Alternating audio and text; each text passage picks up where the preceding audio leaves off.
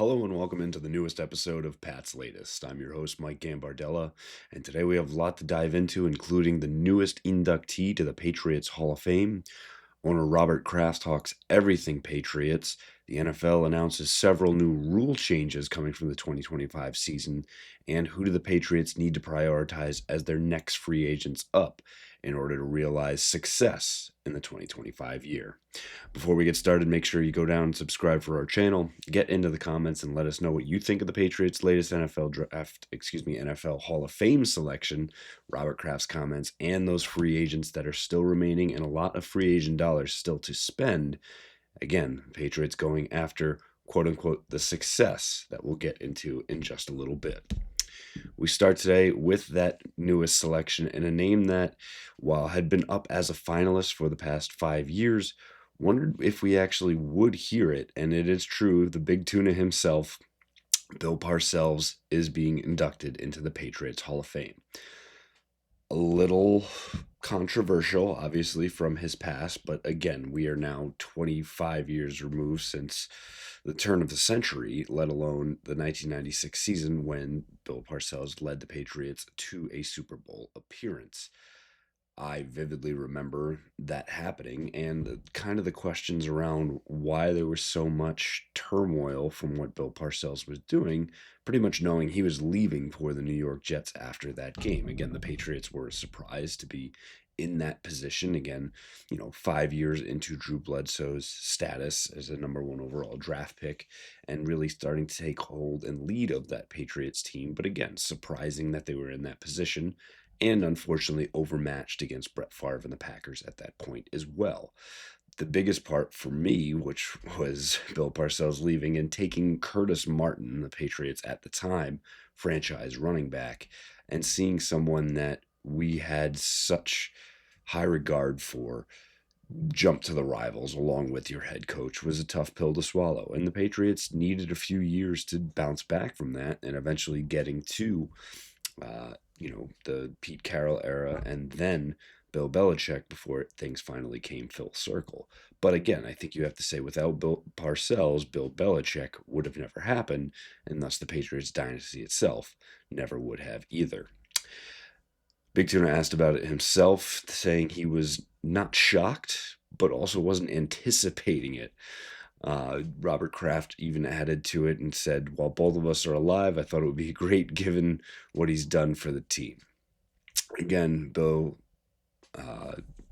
not anyone or any ever shy away from the awkward comment, kind of saying that he wasn't anticipating it, and Robert Kraft joking to kind of say this was the right thing, and I think the ownership making the right call at the end of the day and getting those most deserving in on that honor.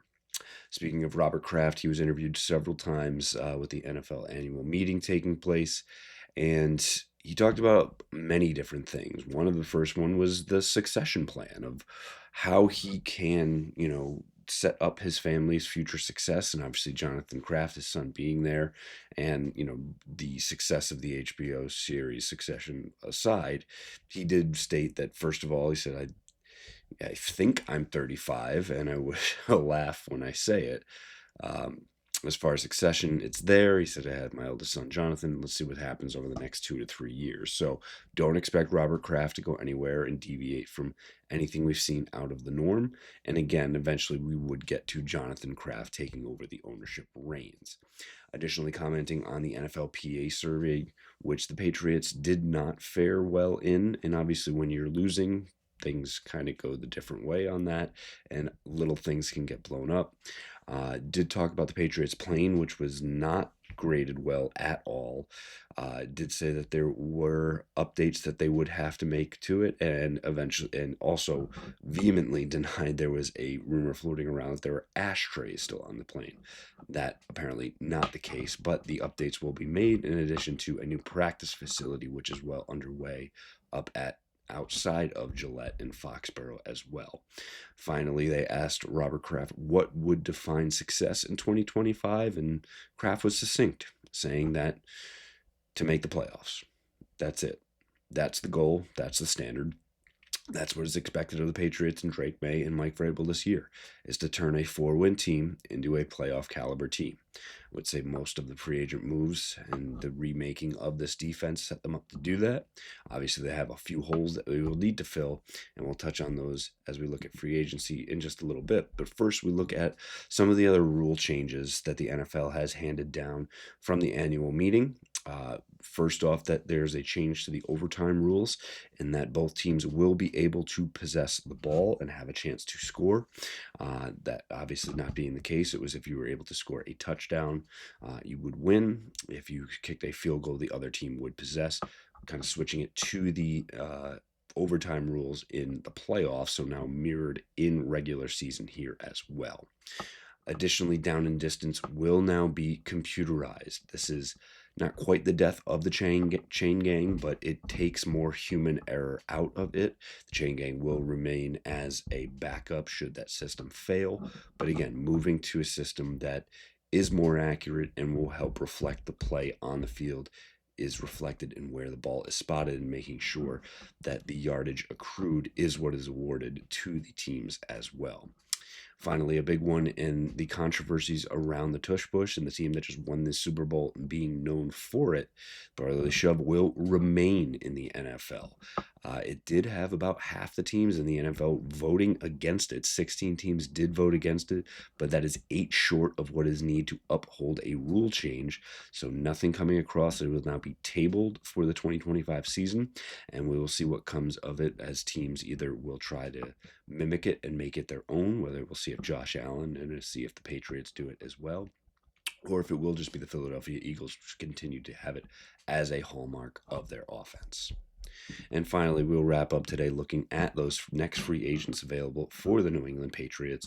And obviously knowing that left tackle is such a big hole for this team. And again, Mike Vrabel at the annual meetings did talk about Caden Wallace having a chance to potentially win that job, and Vederian Lowe, the incumbent at that spot as well. But I think we all know that unless Wallace comes out and truly wows everyone, neither of those players at this time should be looked at as the true blindside protector for Drake May.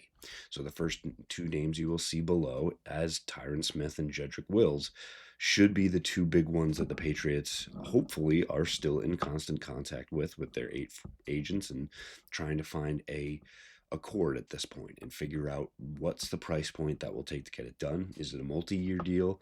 Is it a higher priced 1-year deal? At this point, I don't think the Patriots can be too picky when it comes to this. They do have the money that they can't spend. And again, I think they know if it's coming off the books for this year and only a 1-year pact, then why not take a swing at it, be backed up, allow Caden Wallace to have more time to develop on that left side and learn from someone like Tyron Smith. I think that would be a good way to go for them. Jedrick Wills is someone who is a little bit younger, might be looking for a multi-year deal, but could also be on the prove-it scale to say, look, I'll take a 1-year, $9 to $14 million contract to go out and show I can still play at a really high level and go out and get that multi-year $20 million per contract next year. Another one down the list would be Joseph Noteboom, someone who could step up and be a starting left tackle in this league, has done so already, and could be worth spending the extra money to do so. A few other names of note that would make sense for the Patriots at this time: Tyler Lockett, getting another veteran presence in this wide receiver room. Obviously, Mac Hollins was the first to sign, and with Stefon Diggs as well. Great to hear that he is ahead of schedule in his recovery from that ACL tear, but don't want to assume too much. And also just getting another veteran presence, one, not bad for the other wide receivers in that room, but also for Drake May and allowing him to develop quickly. He's already shown the acumen to do that. Why not put some guys in this league that know how to get it done and get more of those guys around him? You'll continue to see the names such as Amari Cooper and Keenan Allen as well, but likely will either price themselves out or want to find a team. Obviously, the Patriots gunning for the playoffs this year. Those guys, especially the veterans getting up there, probably be looking for those teams that are looking at the Super Bowl as aspirations in 2025. Finally, the last 2 on the defensive side of the ball, that Matthew Judon is still out there. And while it is a different coaching staff, again, a guy that knows the system, knows the team, and would be potentially willing to make a return to New England, as Mike Vrabel could be looking for more of those edge players. Again, it would have to be a team-friendly deal, but one that wouldn't be bad to see him make a return. And a final one for me would be Raekwon Davis, the former second rounder out of Alabama. Started the first 5 years at the Indianapolis Colts at 6'7" and a hefty 300 pounds, is a disruptor in the middle. And it's good news on Christian Barmore making his return and looking like he will be participating as soon potentially as OTAs and for training camp on the horizon. But getting another guy in the middle, we talked about winning in the trenches, but a guy that would cause you to open that pocketbook a little bit more, open those purse strings and pay out and try and get more talent, young, hungry talent to go in and win in the trenches and on the field, and picking up those win-losses like we talked about in our previous episode, with 9 wins clearly in sight and not too much more to go for an 11-win team that could absolutely be in the playoff discussion. The New England Patriots are looking much different in 2025 than they did in 2024. That'll do us for us on this episode of Pat's Latest. Again, make sure you go down and subscribe for our channel. Get in the comments and let us know what you think about the latest and newest news for the New England Patriots and who you think the free agent priorities should be prior to the NFL draft. Again, go back and check out our other episodes to get up at everything that is New England Patriots, and fight on, Foxborough.